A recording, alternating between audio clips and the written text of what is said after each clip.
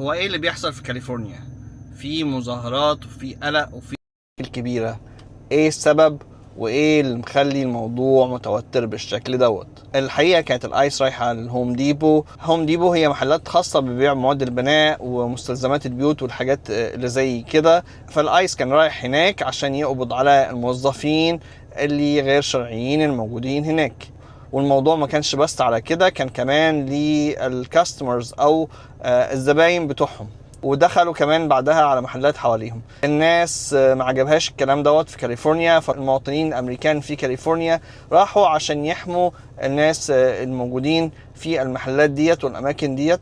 فالايس بدأ الموضوع يتطور وحصلت مشاكل معاهم، قلب الموضوع لمظاهرات كبيرة. المظاهرات لسه مستمرة بقالها 3 ايام. الرئيس دونالد ترامب امر الناشونال جاردز ان 2000 منهم يكونوا متواجدين عشان يحموا الايس ويمكنوهم من ممارسة عملهم. وده مخلي المظاهرات لسه مشتعلة.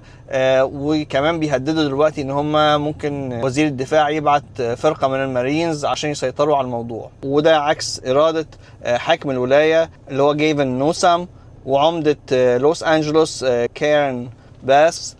وده عامل مشكلة ما بينهم وما بين دونالد ترامب.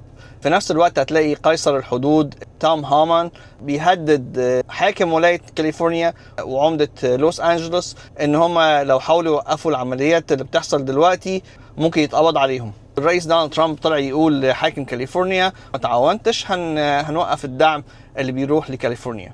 فحاكم ولاية كاليفورنيا طلع بيقول لا يا جماعة، احنا بندفع للحكومة الفيدرالية اكتر بكتير من هم بيدفعوه لنا. يعني احنا كاليفورنيا من الولايات اللي بتدفع ضرائب للحكومة الفيدرالية كبيرة اكبر من الولايات التانية، فاللي انتوا بتاخدوه اكتر من اللي احنا بناخده.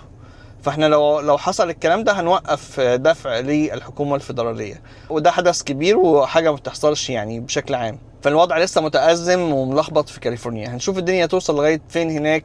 ربنا يسلم الجميع. تحياتي لؤي العاصي من نيوجيرسي، مع السلامة.